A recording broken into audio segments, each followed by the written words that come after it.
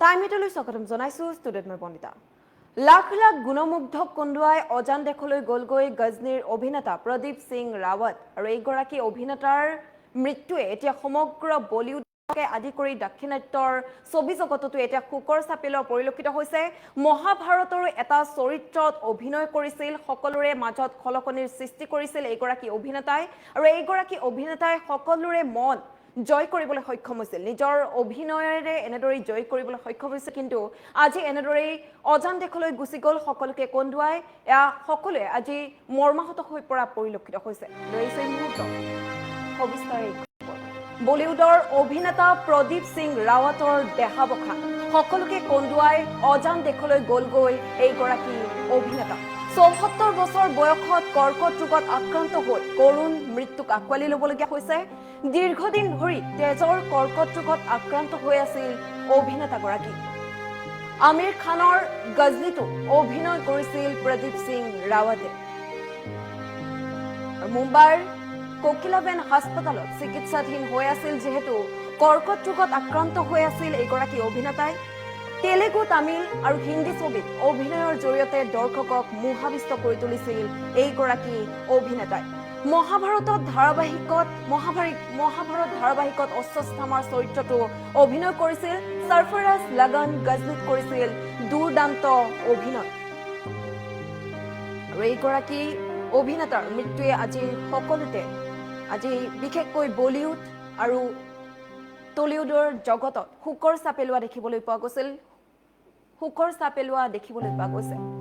সকলো আজি মৰ্মাহত হৈ পৰিছে কিয়নো বিভিন্নখন জনপ্ৰিয় ছবিত অভিনয় কৰিছিল এইগৰাকী অভিনেতাই অভিনয়েৰে খলকনি তুলিছিল আৰু কেৱল বলিউড জগততে নহয় টলিউডতো সমানে অভিনয়েৰে সকলোকে চমক দেখুৱা দেখিবলৈ পোৱা গৈছিল কিন্তু যেহেতু দীৰ্ঘদিন ধৰি তেজৰ কৰ্কট ৰোগত আক্ৰান্ত হৈ আছিল এইগৰাকী অভিনেতা আৰু অৱশেষত নিয়তিৰ ওচৰত হাৰ মানিলে অভিনেতাগৰাকীয়ে মুম্বাইৰ কোকিলাবেন হাস্পতালত দীৰ্ঘদিন ধৰি চিকিৎসাধীন হৈ আছিল তেলেগু তামিল আৰু হিন্দী ছবিত অভিনয়ৰ জৰিয়তে দৰ্শকক মোহাবিষ্ট কৰি তুলিছিল কেৱল ইমানেই নহয়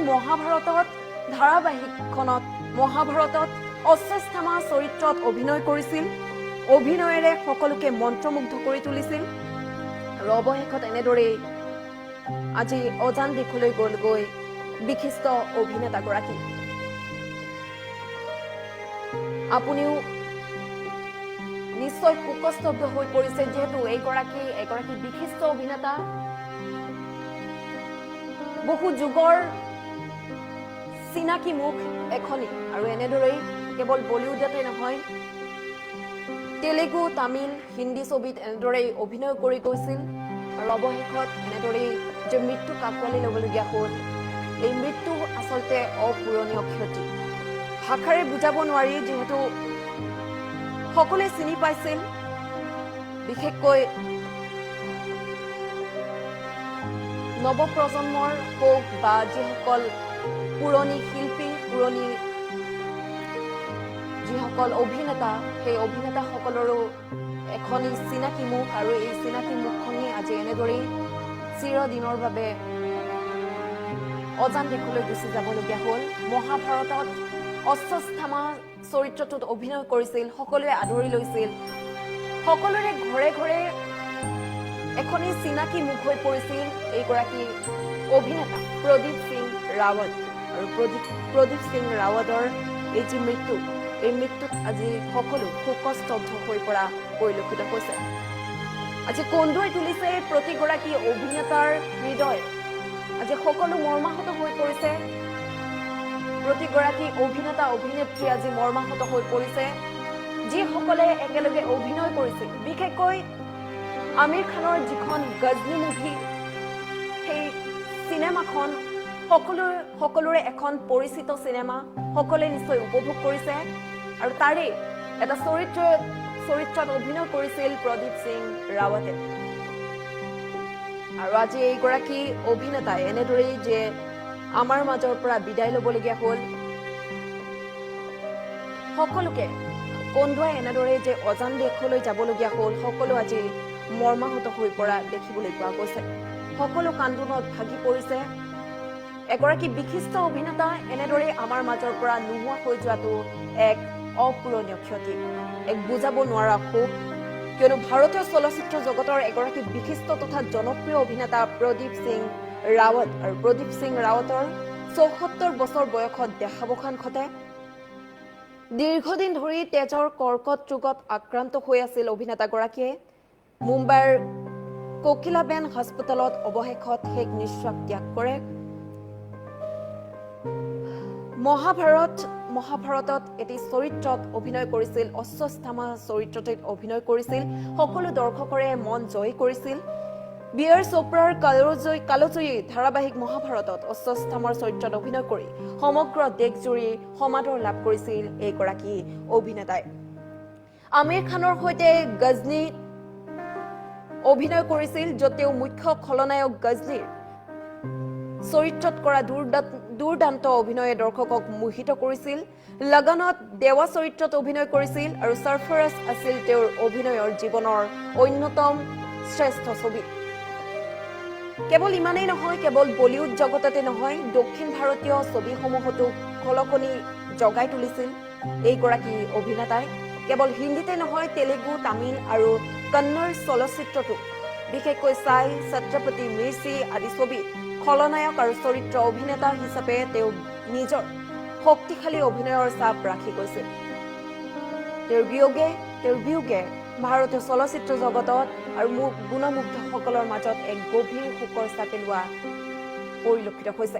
সকলোৱে আজি মৰ্মাহত হৈ পৰিছে, কাৰো আজি ভাষা নোহোৱা হৈ পৰিছে, সকলো আজি ভাষাহীন হৈ পৰিছে। আৰু এইগৰাকী অভিনেতা, এগৰাকী প্ৰখ্যাত অভিনেতা প্ৰদীপ সিং ৰাৱতৰ দেহাৱসানৰ এই বাতৰি আজি সকলোকে মৰ্মাহত কৰি তুলিছে। যিহেতু ৭৪ বছৰ বয়সত শেষ নিশ্বাস ত্যাগ কৰে। সৰফৰাজ, লগন, গজনীত কৰিছিল দুৰ্দান্ত অভিনয়েৰে সকলোকে মন্ত্ৰমুগ্ধ কৰি তুলিছিল। কিন্তু দীৰ্ঘদিন ধৰি যিহেতু এক জটিল ৰোগত আক্ৰান্ত হৈ আছিল এইগৰাকী অভিনেতা, মুম্বাইৰ কোকিলাবেন হাস্পতালত চিকিৎসাধীন হৈ আছিল আৰু অৱশেষত এনেদৰেই নিয়তিৰ ওচৰত হাৰ মানিলে বিশিষ্ট অভিনেতাগৰাকী। এইগৰাকী অভিনেতাৰ মৃত্যুৰ বাতৰি এতিয়া সমগ্ৰ ভাৰতবৰ্ষতে, সমগ্ৰ বলিউড জগততে তথা দক্ষিণৰ ছবি জগতসমূহত যাৰ সৈতে অভিনয় কৰিছিল সেই অভিনেতা অভিনেত্ৰীসকলক আজি বাৰুকৈ মৰ্মাহত কৰি তুলিছে। যিহেতু কেৱল সিমানেই নহয়, মহাভাৰতৰ জৰিয়তেও প্ৰথমবাৰৰ বাবে জনপ্ৰিয়তাৰ শীৰ্ষলৈ আহে। মহাভাৰতত অশ্বস্থামাৰ গুৰুত্বপূৰ্ণ চৰিত্ৰত অভিনয় কৰিছিল আৰু সেই অভিনয়ে দৰ্শকৰ মনত গভীৰ সাজ বসাইছিল। সকলোৱে আদৰি লৈছিল এই চৰিত্ৰটিক। সকলোৰে ঘৰে ঘৰে এটা সময়ত মহাভাৰত চলিছিল আৰু সেই মহাভাৰত নামৰ সেই ধাৰাবাহিকখনতে এটা গুৰুত্বপূৰ্ণ চৰিত্ৰত অভিনয় কৰিছিল। সকলোকে মন্ত্ৰমুগ্ধ কৰি তুলিছিল তেওঁৰ অভিনয়েৰে। আৰু দক্ষিণ ভাৰতত গজনীৰ সফলতা দেখিবলৈ পোৱা গৈছিল। ২০০৫ চনতেই মুক্তি পোৱা এখন তামিল ছবি তেওঁ অভিনয় কৰিছিল। তেলেগু চলচ্চিত্ৰ জগতৰ প্ৰখ্যাত পৰিচালক A.S. ৰাজামৌলীৰ চাই ছবিত তেওঁ কৰা ভিক চৰিত্ৰটোৰ বাবে শ্ৰেষ্ঠ খলনায়কৰ ফিল্মফেয়াৰ বঁটাও লাভ কৰিছিল। প্ৰায় ৪ দশকজোৰা অভিনয় কেৰিয়াৰত তেওঁ ১৫,০০০ৰো অধিক টেলিভিছন খণ্ড আৰু শতাধিক ছবিত অভিনয় কৰি নিজৰ বহুমুখী প্ৰতিভাৰ পৰিচয় দি গৈছিল। এইগৰাকী মহান অভিনেতাৰ মৃত্যুত বলিউডৰ লগতে দক্ষিণ ভাৰতীয় চলচ্চিত্ৰ উদ্যোগৰ বহু গণ্যমান্য ব্যক্তি আৰু অনুৰাগীয়ে গভীৰ শোক প্ৰকাশ কৰি শ্ৰদ্ধাঞ্জলি জ্ঞাপন কৰিছে। সকলো আজি শোকস্তব্ধ হৈ পৰিছে, সকলো আজি মৰ্মাহত হৈ পৰা দেখিবলৈ পোৱা গৈছে। সকলোৱে কেৱল আজি উচুপি উঠিছে এইগৰাকী অভিনেতাৰ বাবে। সকলোৱে শ্ৰদ্ধাঞ্জলি জ্ঞাপন কৰিছে, সকলোৱে বিদেহ আত্মাৰ কামনা কৰিছে। আপুনিও বিদেহ